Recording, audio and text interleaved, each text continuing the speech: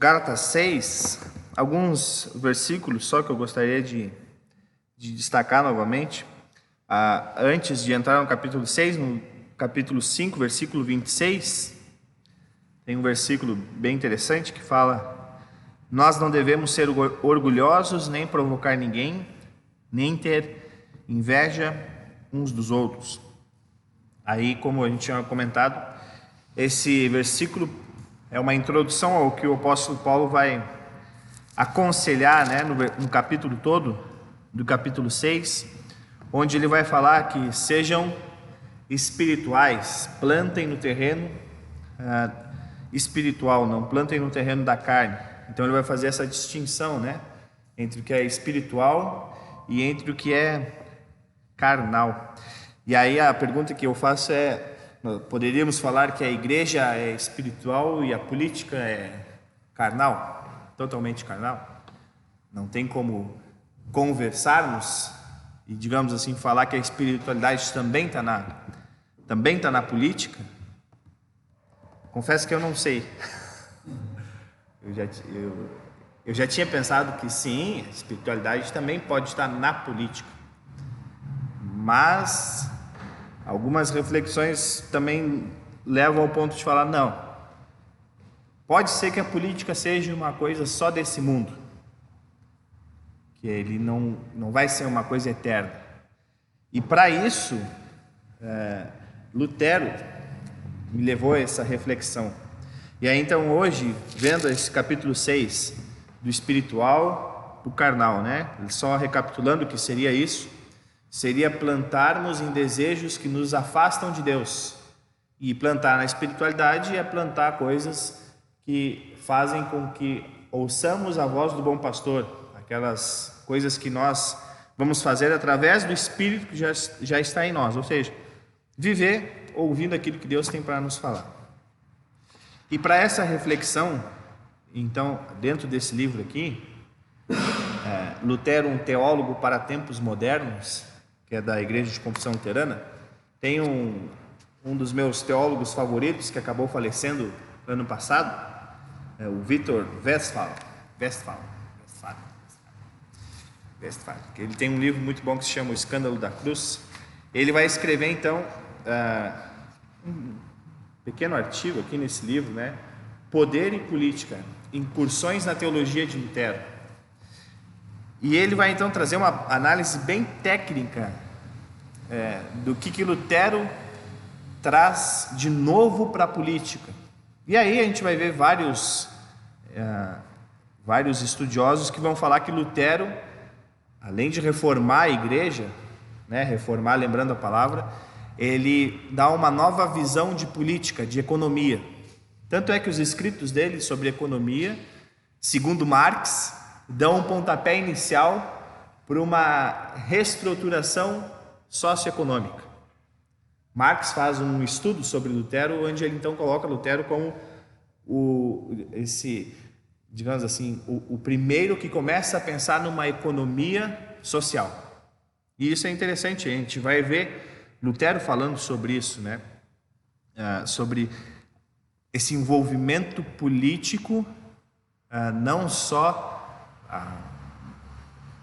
envolvido para a igreja naquela época, naquele contexto, né? E nós poderíamos falar não hoje só para o Estado, ou não hoje só para alguns beneficiários que nós poderíamos colocar como as elites, mas para um todo.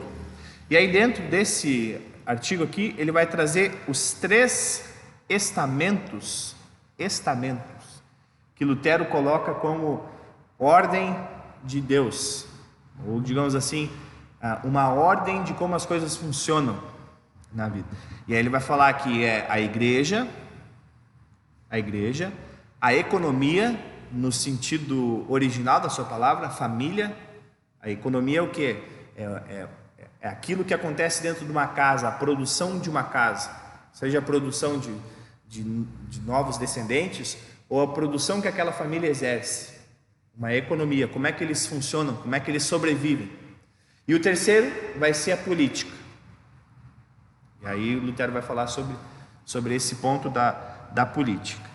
E aí um contraponto de uma pessoa que não é cristã, do Leandro Carnal, ele tem esse livro aqui, Todos contra Todos, o ódio nosso de cada dia, que se encaixa, digamos assim, numa reflexão que a gente quer fazer hoje, juntamente com Gálatas. Então esse livro aqui também é um livro bom, se alguém quer ler ele. Foi escrito no ano passado, ano retrasado, 2017. É um livro que consegue nos orientar um pouco mais sobre as redes sociais. O que a influência das redes sociais na política. Então, juntando Gálatas, esse pouquinho aqui do que o autor nos fala sobre Lutero, e esse livro, a gente quer conversar um pouco hoje sobre a política. Mas para iniciar, então, só vendo algumas afirmações de Lutero. Lutero, no comentário a Gênesis, ele vai dizer que, e aí volta ao que eu falei na introdução, Deus fez 2 estamentos, a igreja e a economia, ou seja, a igreja e a família. A igreja era ele próprio, né?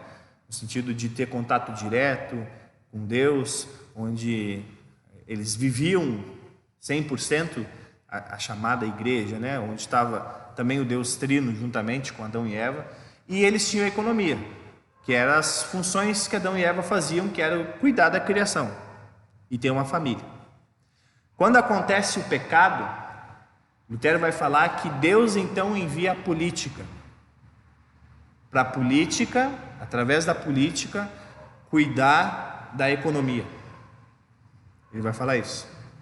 Para que os direitos, ou digamos assim, os deveres que a família tem de se sustentar, de cuidar dos seus, seja garantido. E aí então a política vem para administrar a queda. Lutero vai falar isso. Por isso a minha reflexão: a política não é algo eterno. Sendo não algo eterno, que ponto ela tem de espiritual no sentido de escatológico, né? de salvação, de influência, de salvação? E aí um outro assunto que eu quero conversar semana que vem, que é a que ponto a política ela dialoga com a cultura, e a cultura faz com que nós olhemos para uma seleção de salvos, digamos assim, apenas quem é de tal cultura. A cultura também não é eterna, logo ela não está envolvida na salvação. Então também é uma outra discussão, né? Cultura e espiritualidade, elas andam juntas, andam separadas? Semana que vem a gente vai falar sobre isso. Mas voltando aqui para o nosso assunto, isso é interessante para nós começarmos a pensar sobre política. Pensar que ela foi feita por Deus para garantir que as coisas não desandem, que as coisas não caiam. Tanto é que tem, né, onde nós falamos sempre falamos que as autoridades são instituídas por Deus. Agora, se elas são boas ou se são ruins, né, isso são outros 500. Mas se a autoridade é instituída por Deus, Lutero vai falar então que isso Deus faz para que se tenha ordem no mundo. E aí, lendo outros comentaristas, nós vamos ver que não existe nada na vida sem política. E aí o que seria política? Seria uma hierarquia, seria alguém responsável por outros. E aí cada cultura, cada povo tem a sua maneira política de se estabelecer, né? Se a gente olhar para os índios, lá não tem política. Tem sim. O cacique é o líder, é ele que faz as leis, é ele que conduz tudo, né? Os homens de certas famílias têm alguma autoridade e tudo mais, e assim a gente vê em outras várias culturas. Porém, o principal é que a gente não pode perder da política, e eu acho que nós estamos perdendo isso aqui no Brasil, é que a política, ela está para servir.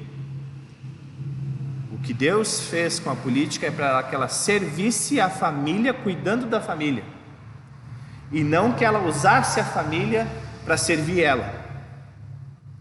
Então a política não é alguém que vem para sufocar ou para falar assim, nós agora estamos no controle.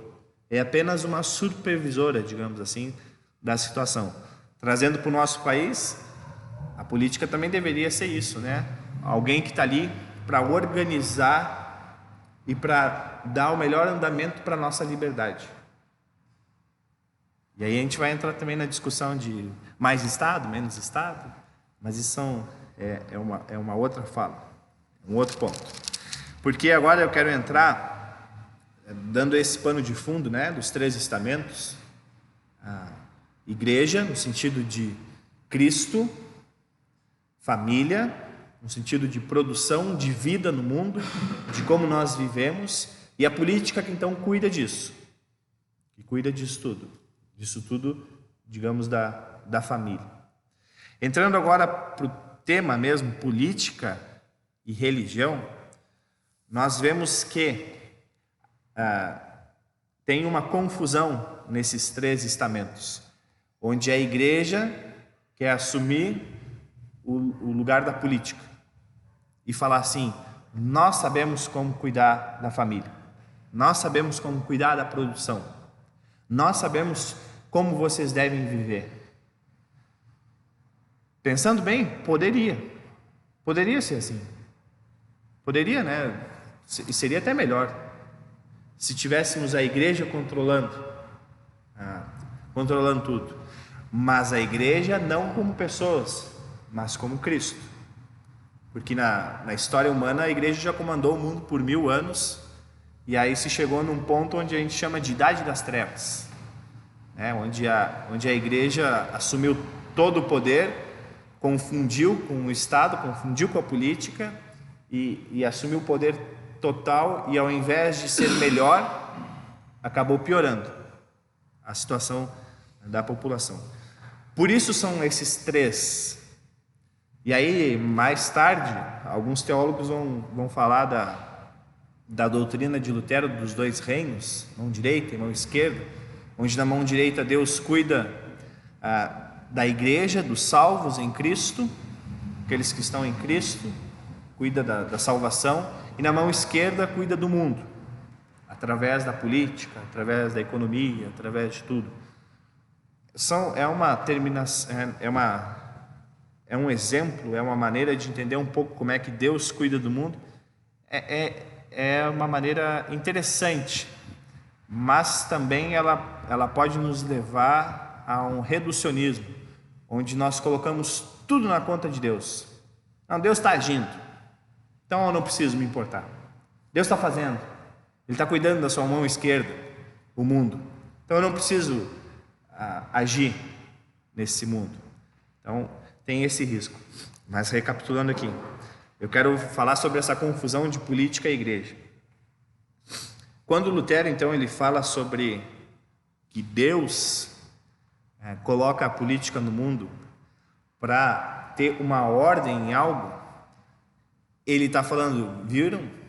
A igreja tem outra função. A igreja tem uma outra função. E essa função não pode ser secundária, ela precisa ser primária. E para que isso aconteça, vamos deixar o foco da igreja como sendo anunciar a Cristo, anunciar o perdão dos pecados. Deus deve ter pensado, bom, se eu colocar mais uma função para a igreja, pode ser que atrapalhe, pode ser que as pessoas vão dar mais valor para a igreja como um agente político do que para a igreja como um anunciador das boas novas, um anunciador da salvação. E onde eu quero chegar a isso?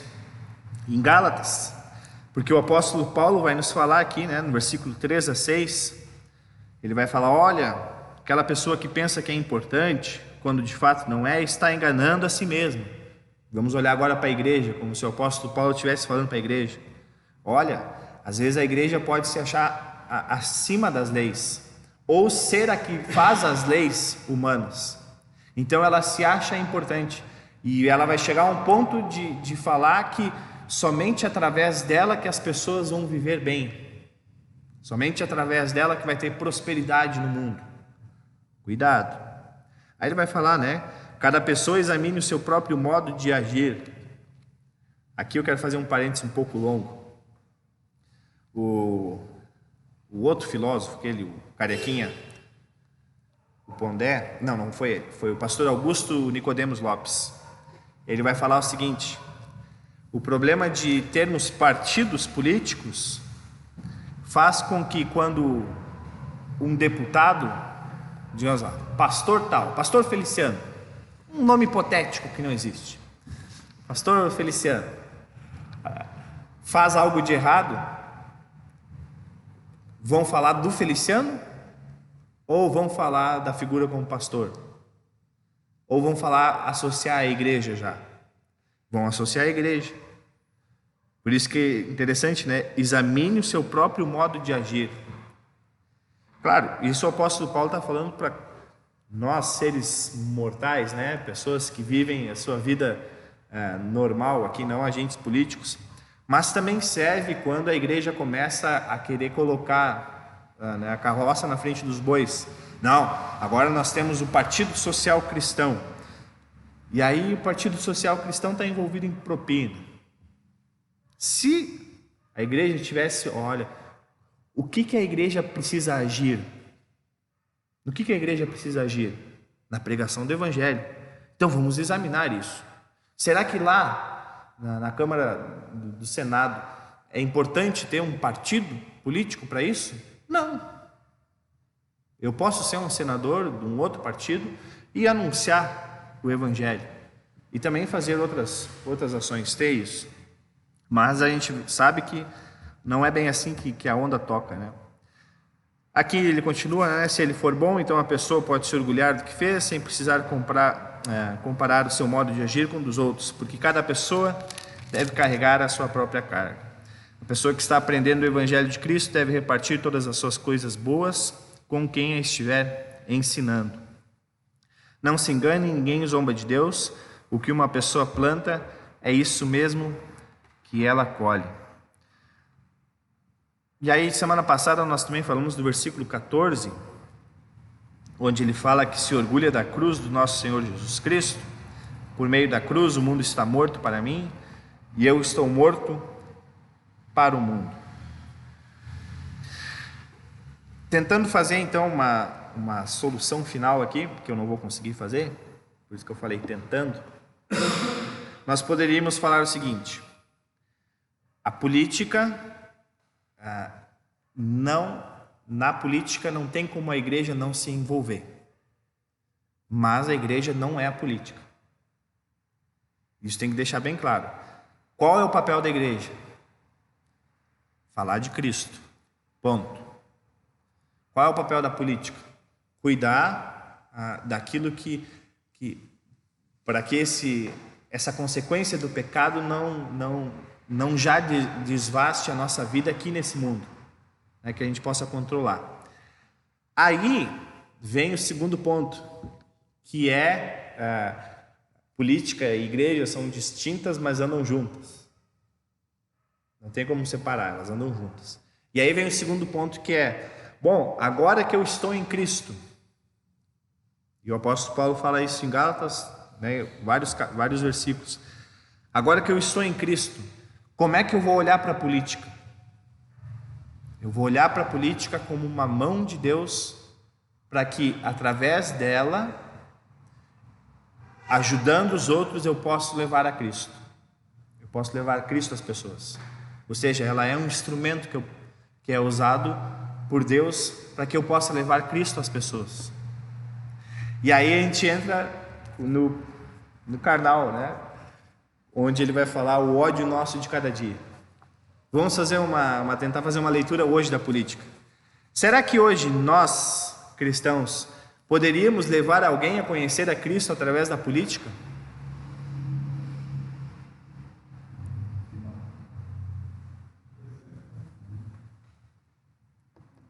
Digamos assim, será que alguém olharia para nós e poderia enxergar Cristo em nós? Eu também não sei a resposta. Não. Através do nosso posicionamento político, através... Exatamente. As dúvidas do que vida, na ação política, tem nada. Não tem. O problema também é muito radicalismo, né? Junto com a bancada, que é a pessoa da bancada, o convênio da casa. E são todos Eu acho que assim, a igreja, fora da igreja, ela não tem que ser radical. Ela não quer vai concordar com as coisas, mas ela não tem que ser boa da verdade. Eu lembro assim, quando eu acompanhava na minha igreja presbiteriana em Campos, de manhã era o culto normal dos membros, sobre liderar o convidado, mas eles aconselhavam os convidados à noite, é um culto mais com música, com uma mensagem mais doce, e de dia de culto da manhã é doutrina. Então, assim, eu acho que na política tem que ser um pouco assim também. A gente, aqui na igreja, a gente vai falar doutrina, vai falar, a gente não concorda com isso, mas lá os representantes têm que ser um pouco mais fáceis, e não se briga, né? Eu acho que a gente está mal representado no político. Porque os que estão lá falam, não, nós somos o dono da verdade, é assim, tem que ser assim, sabe? Sim, tem que ser do meu jeito. O Karnal ele vai tratar da questão do ódio, né? Que, querendo ou não, tem certas situações que mexem com o nosso bril, mexem com o nosso intestino, né? Que a gente vê que são coisas terríveis, que estão acontecendo injustas. O que eu estou falando não é para nós nos calarmos em relação a isso. A igreja ela sempre vai continuar falando lei e evangelho, né? O foco dela é no evangelho, mas quando ela precisa falar lei, ela deve falar lei. E vamos lá, o caso de corrupção.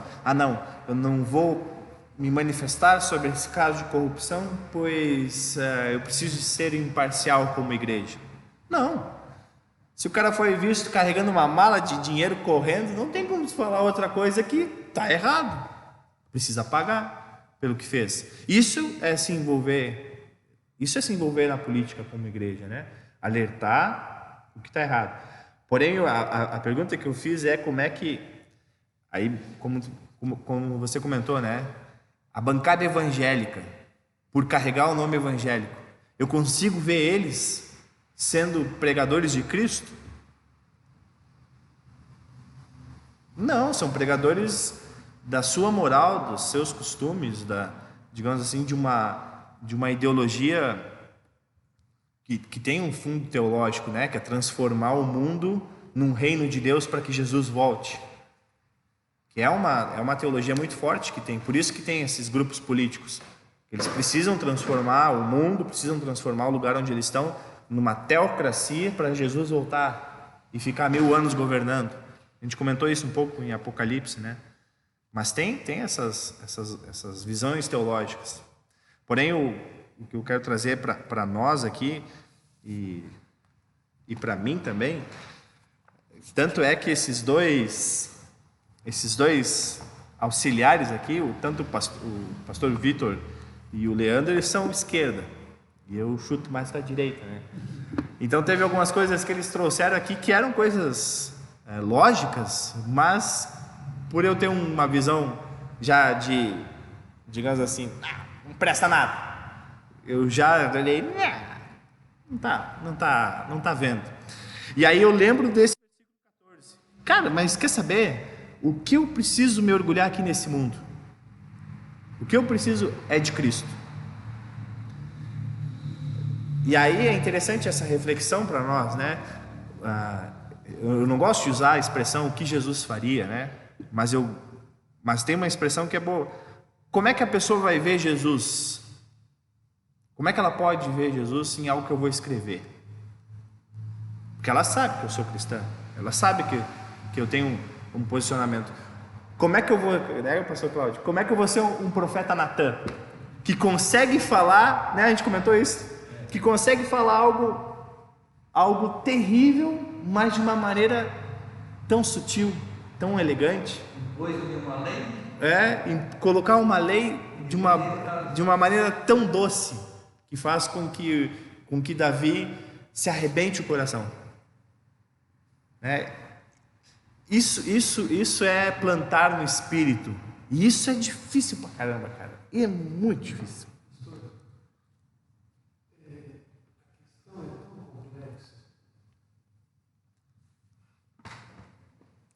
E quando você vai ser um profeta Natan, você prega a lei educada, isso deixa você menos. Sim. Não sei se você... Sim. Quer dizer, que quando você precisa pregar a lei, e foi para isso que Deus mandou Natan a lei. Mas quando você não radicalmente, mas educadamente vai ser Natan, você diminui. E às vezes alguém até pode dizer que ele não está nem aí. Compreende? E talvez essa seja a questão do envolvimento da igreja na política, né? Porque, afinal de contas, não tem que ser educado, pelo menos. Hoje, para esse contato também são os extremos, né? Hoje, você ser calmo, não é ser um voto, né? Você tem que aparecer de alguma forma. Você tem que ser radical. Ou do lado bom, do lado bom, você vai aparecer de alguma forma. Mas é interessante que tem algumas... O Brasil sempre é mais atrasado, né, do que a Europa e os Estados Unidos. Mas o discurso que está prevalecendo na Europa agora é de uma... Claro, as manchetes, eu sempre digo, a gente tem que filtrar, né? Mas quando a gente tem esses pesquisadores mais científicos, não esses jornalistas sensacionalistas, eles estão falando que as manchetes chegam para nós da Europa, a extrema-direita está vindo com tudo, né? A extrema-direita está crescendo. Mas lá está se tendo uma guerra de centro, né? Pessoas de centro-direita e centro-esquerda estão se unindo para votar num só cara, que é o mais coerente. Aqui no Brasil, como está atrasado, parece que recém chegou a Guerra Fria aqui no Brasil. Ou que recém agora a população despertou que tem dois lados, né? Uma direita e uma esquerda extrema. Um dos dois.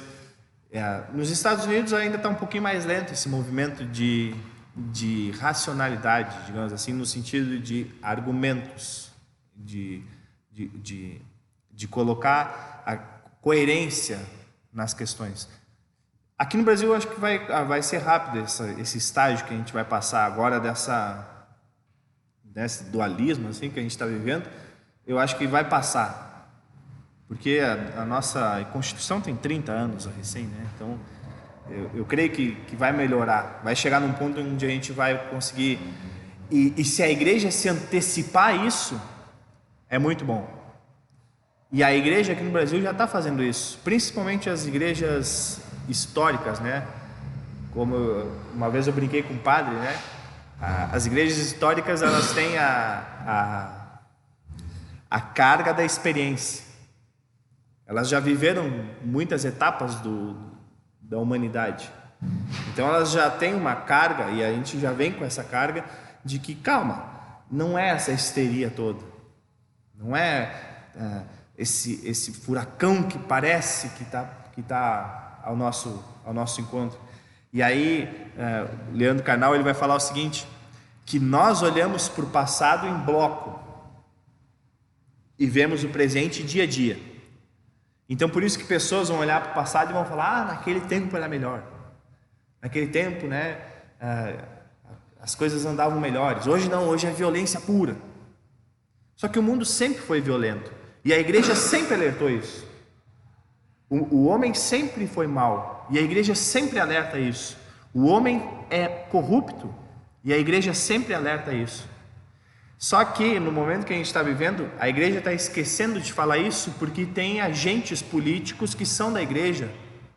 Então ela não pode falar que são corruptos, ela tem que exaltar esses caras. Você tem que chamar de mito, né? Tem que falar que são pessoas acima. Não, Deus colocou lá, então são pessoas isentas de julgamento. Quando que, né, as igrejas históricas, a igreja em si, ela fala, olha, Deus colocou Davi lá, olha o que o cara fez, olha, Deus colocou Salomão lá, Olha o que o cara fez. No texto agora que a gente vai ler esse final de semana, Deus manda Isaías ungir 3 reis que vão matar mais de 90% ou 80% da população de Israel. Deus colocou lá. Vai sobrar só 7.000. E aí? Como é que a gente vai? Por isso que a igreja, como a gente estava conversando, né, ela precisa ser essa orientação tanto da família como da política, no sentido de falar o que Deus está falando, que existe a lei que mata e o evangelho que se sobrepõe a essa lei. E aí esse versículo 14 é interessante por causa disso, né? Claro, eu estava estudando essa semana esse texto, e aí por isso eu consegui fazer isso ontem, né? Porque ontem eu tinha escrito, né?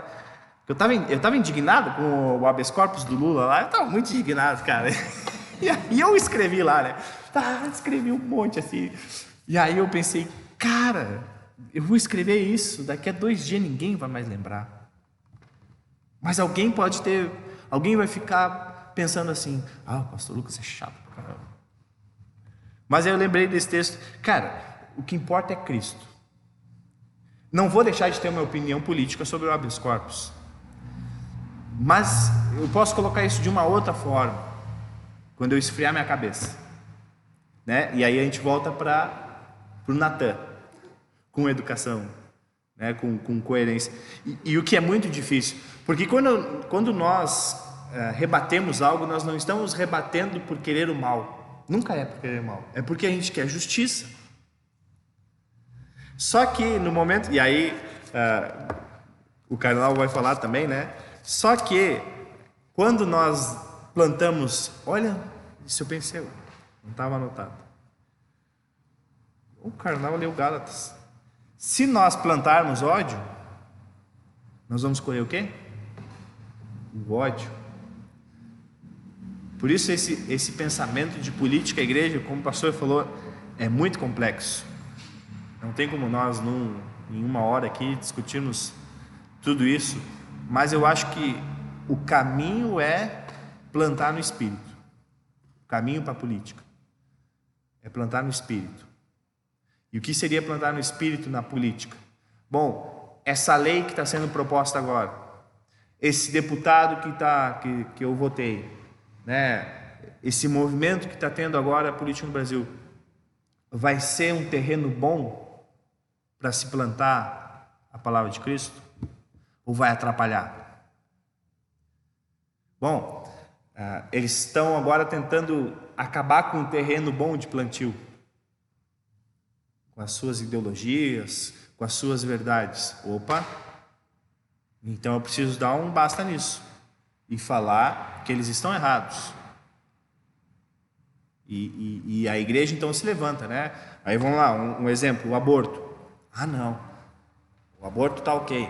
Vamos lá conversar com as mulheres que sofreram aborto, e aí, ou que fizeram abortos. Vamos lá então, e a gente só age nelas lá. Não, se está se colocando leis que a gente enxerga como igreja e diz, não, mas essa lei é absurda. Que nem agora ontem teve o caso, né? Não sei quem acompanhou, do Holliday, Fernando Holliday, na Jovem Pan, que o Ciro foi na Jovem Pan, chamou ele de capitãozinho do mato de novo, e nazista. Mas o Fernando Holliday, que é um cara que eu admiro, que eu gosto, ele estava fazendo uma lei sobre aborto absurda, um negócio impensável, né? Olha, eu gosto do cara, mas vi que a lei dele ia prejudicar as pessoas. Então eu posso ir lá e falar para ele, olha, essa sua lei não é boa. A igreja então também tem esse sentido de denunciar, né, de alertar aquilo que o povo está fazendo. Claro, nós não vivemos numa teocracia, né? O que seria a teocracia? O povo de Israel, o povo de Deus, viveu essa teocracia, onde Deus comandava tudo.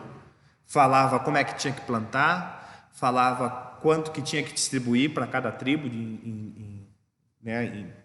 cada tribo tinha que receber o quê, falava até sobre onde tinha que lavar as mãos, falava até sobre relação sexual. Ou seja, Deus foi o político ali cuidando de tudo. para aquele momento.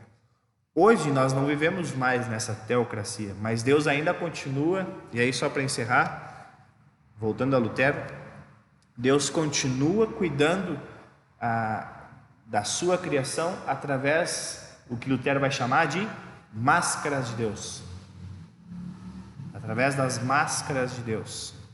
E o que seriam essas máscaras de Deus? Seriam essas pessoas que cuidam umas das outras. No sentido de, um exemplo, o agricultor é uma máscara de Deus para dar alimento às pessoas. Ah, mas ele não é cristão. Mas Deus está cuidando. O médico, né? A mãe é uma máscara de Deus. A filha é uma máscara de Deus, que está cuidando de uma certa forma daquilo que foi perdido, uma criação boa. Agora, como é que essas máscaras de Deus se transformam em Cristo? Esse é o ponto então que a igreja coloca, e ela diz para o mundo assim: olha, esse agricultor que está cuidando de vocês, é Deus que está cuidando. E para que ele está cuidando? Para que vocês possam continuar tendo isso eternamente. E como é que vocês vão ter isso eternamente? Crendo em Cristo, né? Falando sobre Cristo. Ou seja, Deus continua cuidando de nós. Porém, nós não queremos nos cuidar. E aí vem essa lista aqui que o apóstolo Paulo coloca, né? No capítulo 5, que a gente vai ler agora nesse final de semana, né? Quando nós não escutamos o Espírito Santo, vem a imoralidade sexual, no capítulo 19, versículo 19 do capítulo 5. A imoralidade sexual, a impureza, as ações indecentes, a adoração a ídolos, as feitiçarias, a inimizade, as brigas, ciumeiras, os excessos de raiva, ambição, egoísmo, destruição, as divisões, as invejas, as bebedeiras, as farras e outras coisas parecidas com essa. Tudo isso são máscaras humanas. Na verdade, não. Tudo isso é quando nós levantamos a máscara. Quando nós não queremos que Deus conduza a nossa vida. E isso acontece tanto em cristãos como em não cristãos. Por isso, a luta diária que nós temos com essa velha natureza, de querer ter poder, de querer ter a razão acima de todas as coisas, nos faz, muitas vezes, pensando que estamos fazendo bem, plantando mal. É muito interessante isso, de olhar para nesse ponto e pensar: olha, se Cristo já venceu esse mundo aqui, já venceu esse tal de PT, ou agora é PSL, né? No tempo que o Karnal escreveu era o PSDB. Cristo já venceu tudo isso. Eu vou me importar realmente se pessoas estão sendo atingidas porque essas pessoas, esses deputados, esses políticos estão fazendo? Não vou me importar com eles. Vou me importar com... E o que eu puder fazer aqui, eu vou fazer. Né? Aonde Deus colocou o raio que Deus me colocou para estar, eu vou estar. Colocando ali essa coerência, colocando ali essa educação. O que o apóstolo Paulo chama de amor, lá na carta aos Coríntios, né? Quando ele faz aquela canção sobre o amor. Eu aí, encerrando, eu até colocaria assim: se não tivesse amor, a política não valeria nada. Até na política nós precisamos amar, né? Porque ela está ali porque Deus está fazendo com que ela cuide de nós. Ela não é diabólica e também não é santa. Ela é só alguma coisa para nos ajudar aqui nesse mundo. Por isso, a reflexão primeira, né? Política não vai ser uma coisa eterna, então não vamos nos preocupar com isso, né? Mas também não vamos deixar de orar para que ela melhore, para que nós também possamos melhorar, que nós possamos se envolver cada vez mais, né, nas questões do nosso bairro, nas questões da nossa cidade, nas questões do Estado, do Brasil como um todo. Alguém teria alguma pergunta, alguma